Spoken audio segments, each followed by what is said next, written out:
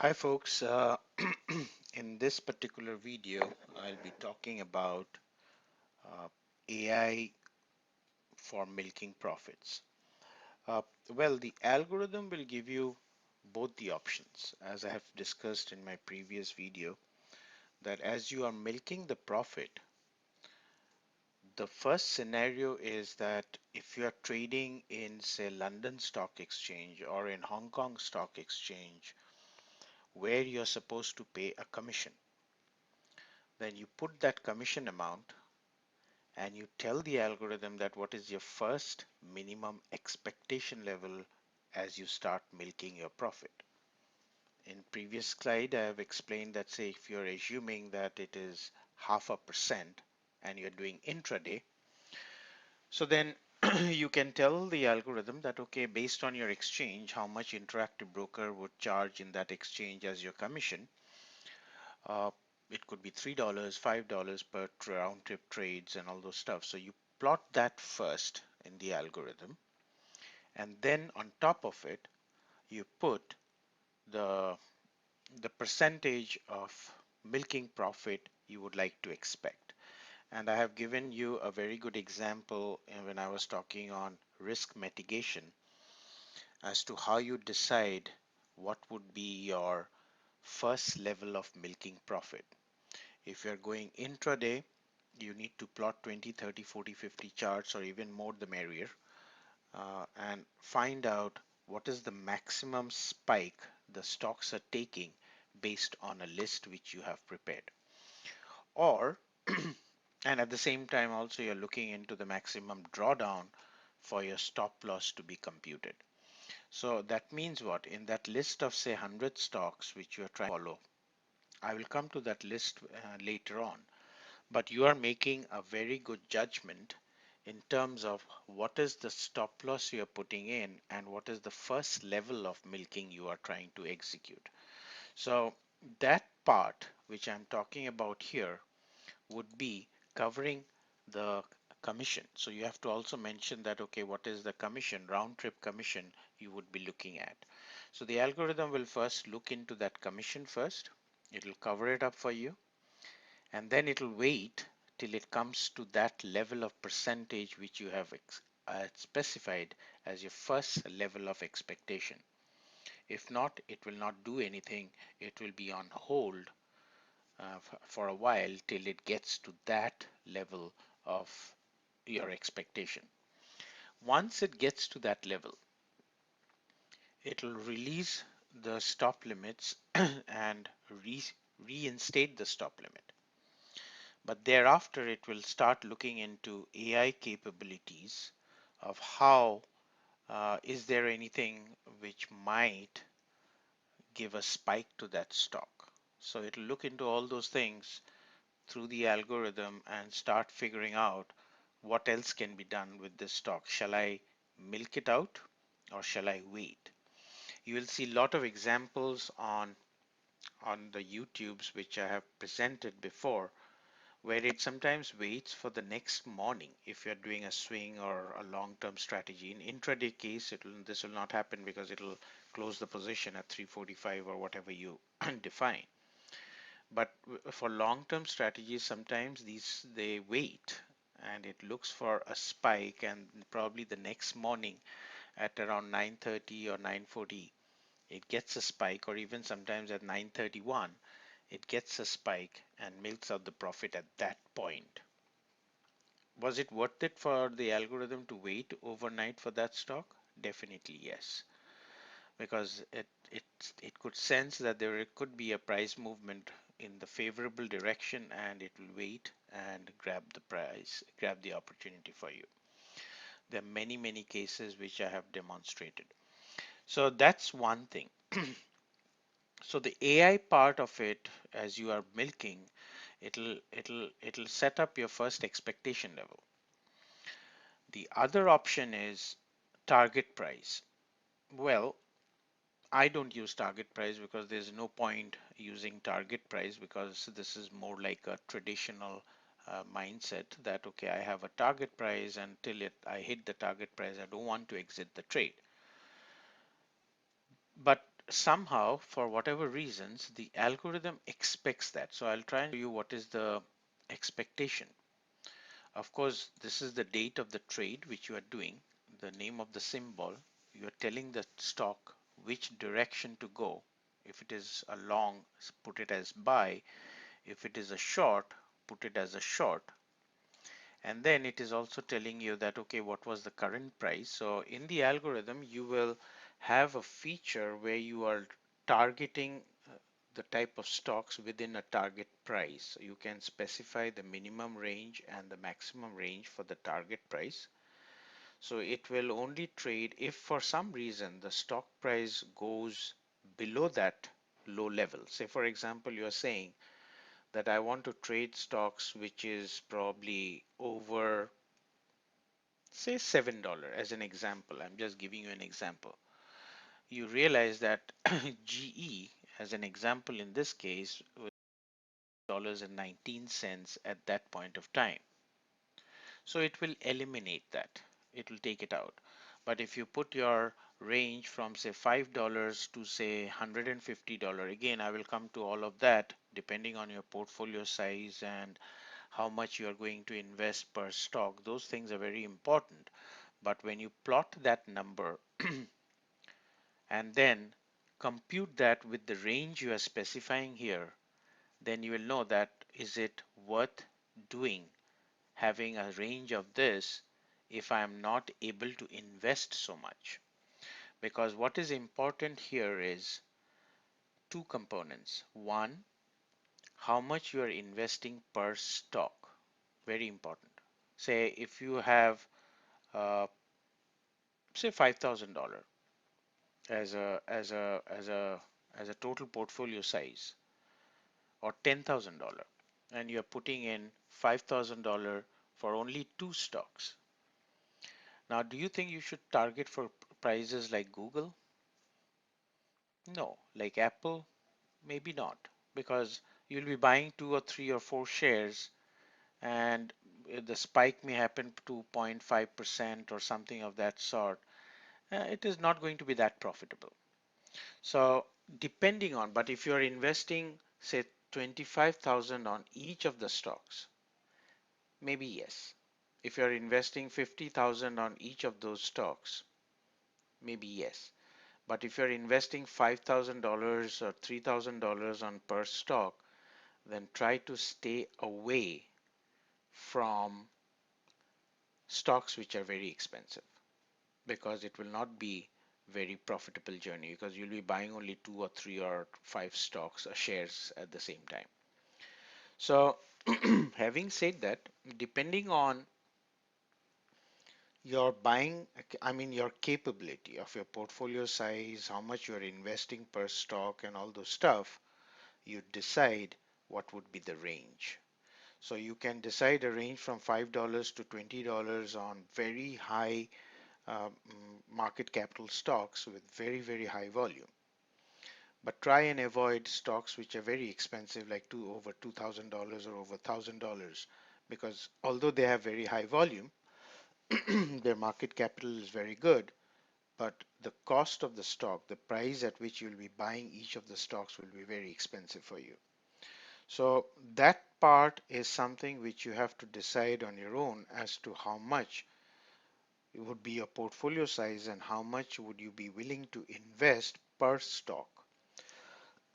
There's another component which I just spoke about, was the profit percentage, right? So as you are doing that exercise to find out what is the sort of a pop these stocks are taking, as I said, that you probably take a look at 25, 50 or 100 stocks and then make that judgment.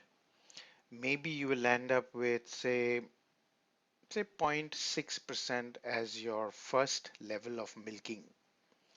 Now, if you're investing $5,000 and you're looking at 0.6%, you can calculate that amount as to what would be your expected return.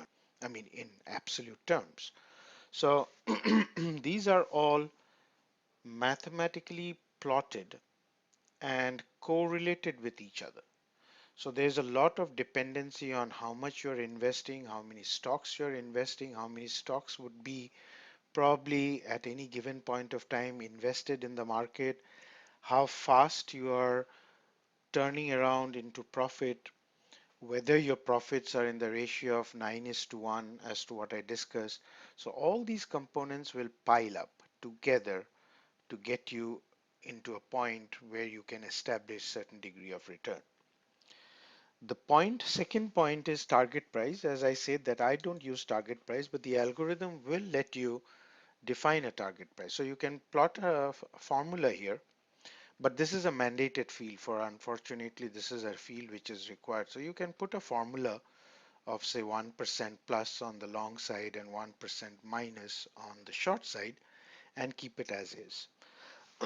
There is something called a sort order. You can also keep that. It doesn't make any relevance because as you go down the road, when we talk more in terms of order executions, you will notice that we are focusing more in the market conditions and individual conditions before we make a decision. So this sort order also doesn't play a significant role when you're using the quantitative technique.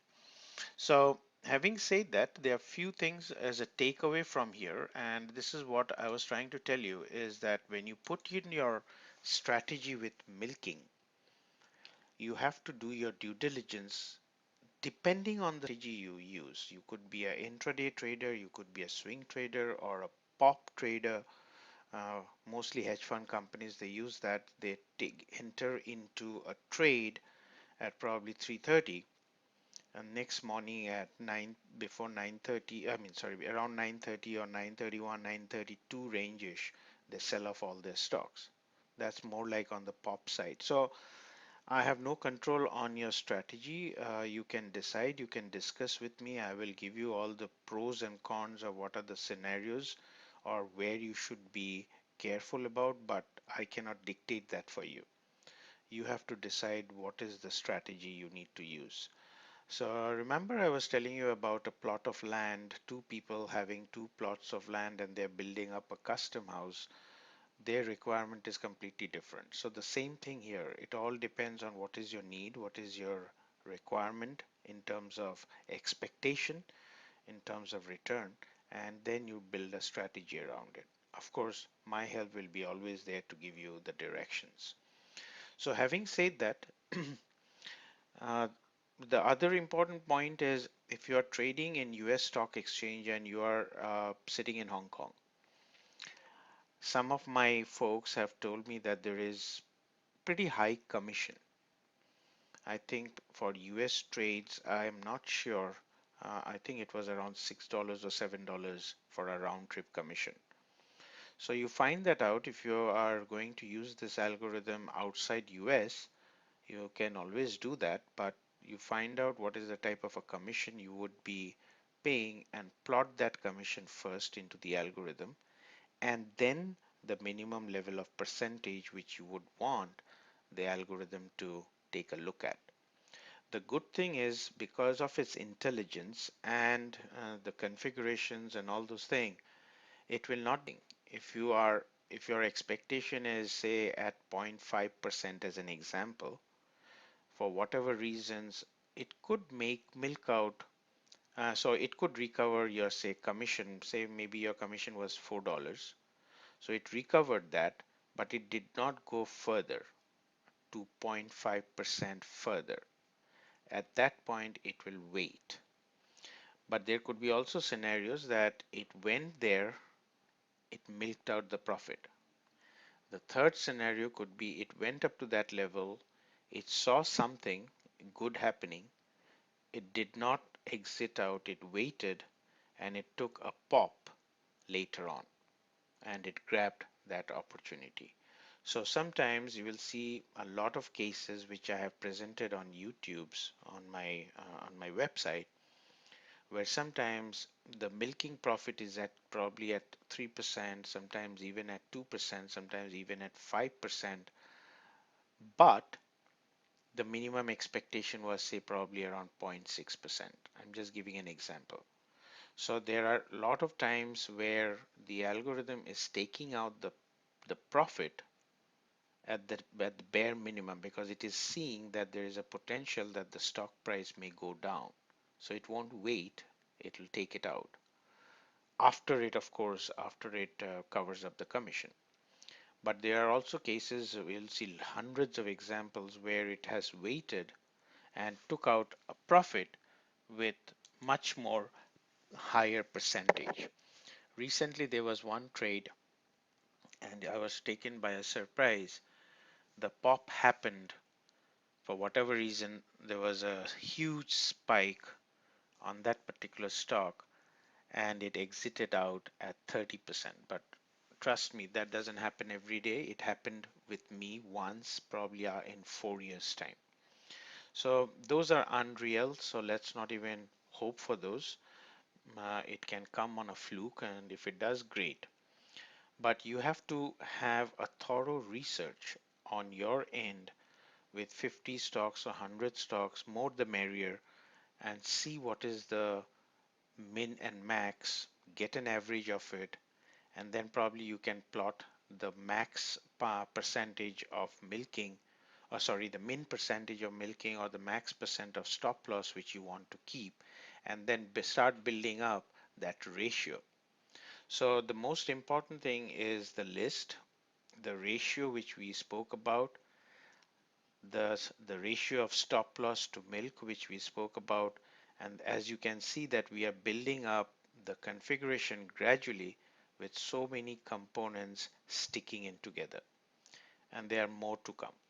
So having said that, if you still have any further questions in terms of how you would like to do your research on uh, finding out what would be the optimum stop loss, depending again on your strategy, feel free to get in touch with me, because I need to understand also your strategy before I can give you the best practice or the best recommendations.